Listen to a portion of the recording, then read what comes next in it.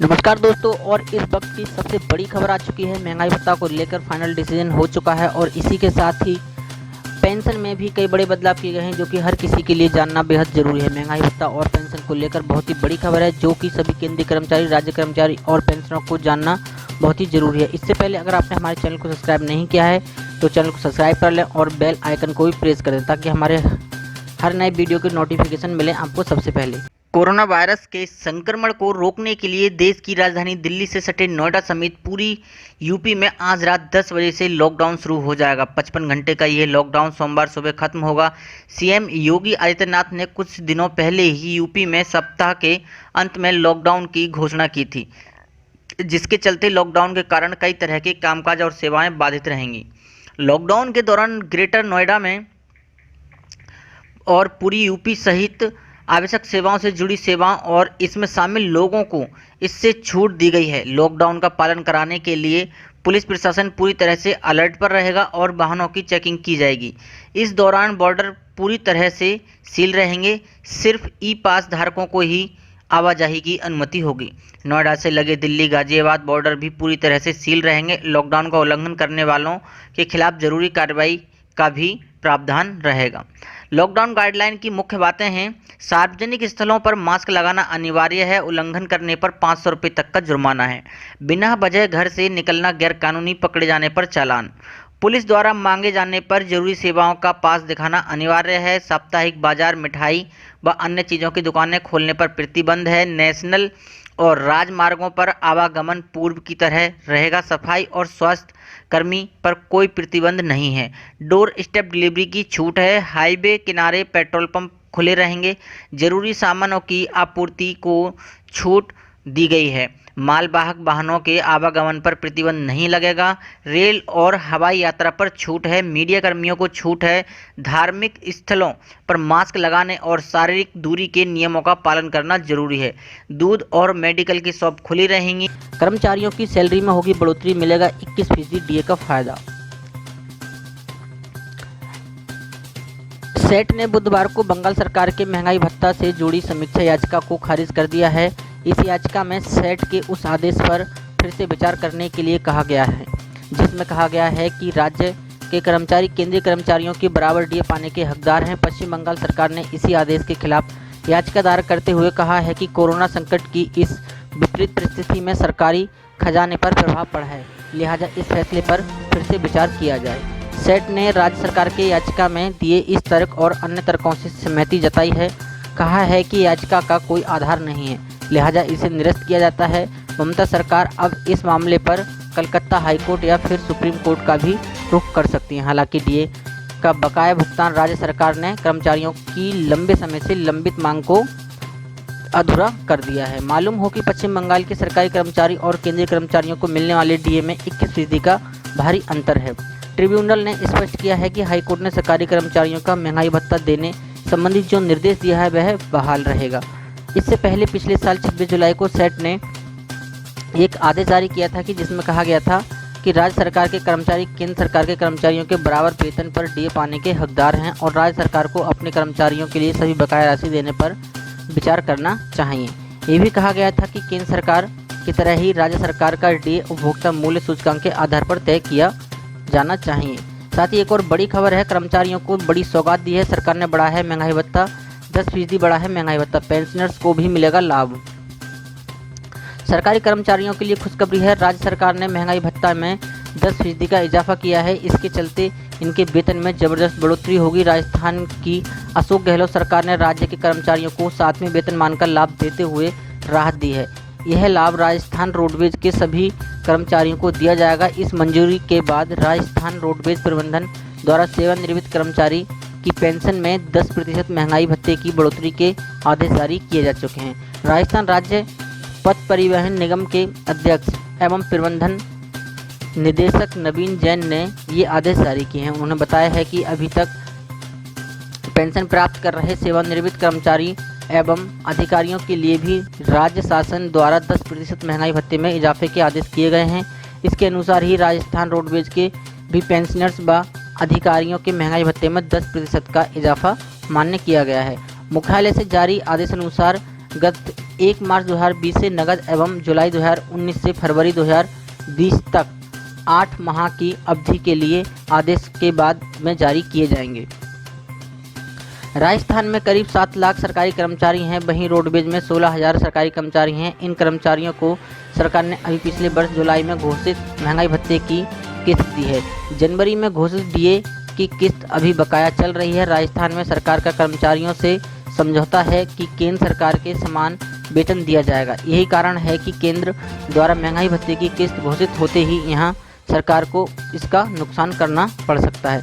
केंद्रीय कर्मचारियों के लिए राहत भरी खबर है। लॉकडाउन को देखते हुए सरकार महत्वपूर्ण दस्तावेज CHS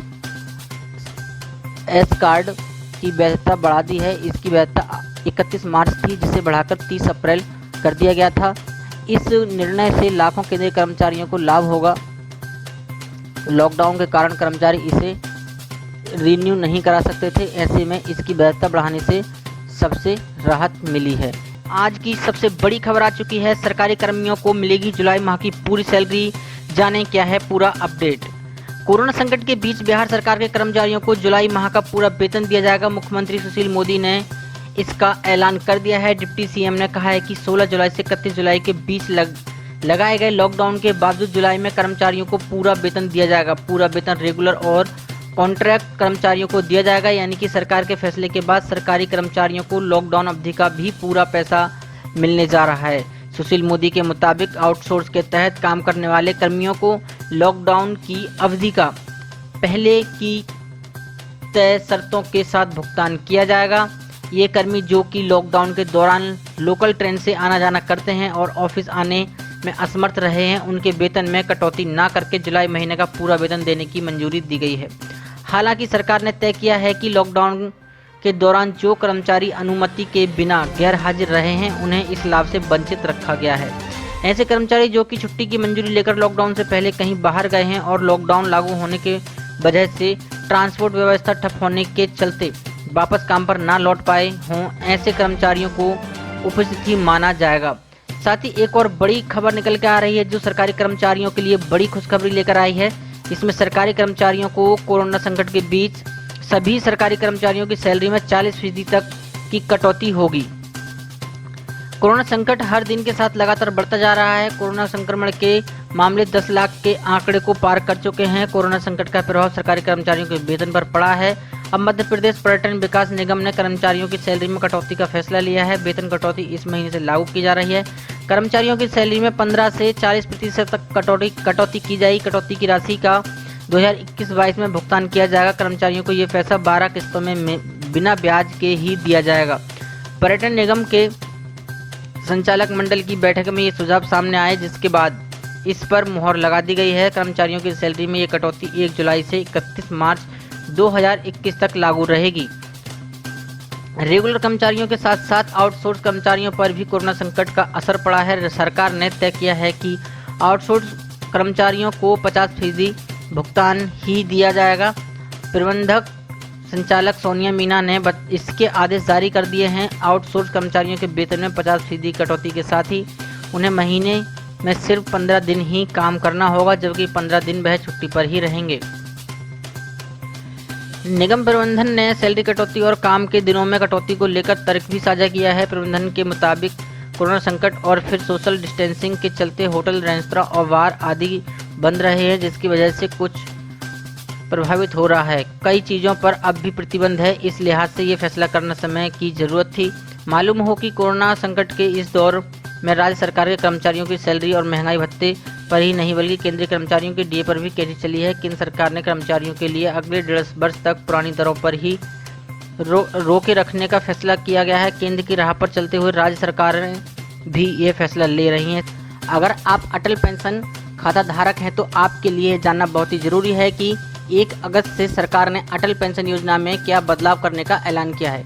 1 अगस्त से अटल पेंशन योजना के खातों में से मासिक योगदान को ऑटो डेबिट होना शुरू हो जाएगा। Pension fund regulatory and development authority ने बैंकों को अटल पेंशन योजना के ऑटो डेबिट को 30 जून तक रोकने का निर्देश दिया था, जिसके आधार पर अब 1 अगस्त से ऑटो डेबिट सुविधा एक बार फिर से शुरू हो जाएगी। दरअसल अप्रैल में PFDRDA ने कोरोना वायरस को देखते हुए ये फैसला लिया था। इस स्कीम के तहत ज़्यादातर सब्सक्राइबर समाज के निचले तबके के और कोरोना के बीच लॉकडाउन की वजह से ये लोग ज़्यादा संकट का सामना कर रहे हैं।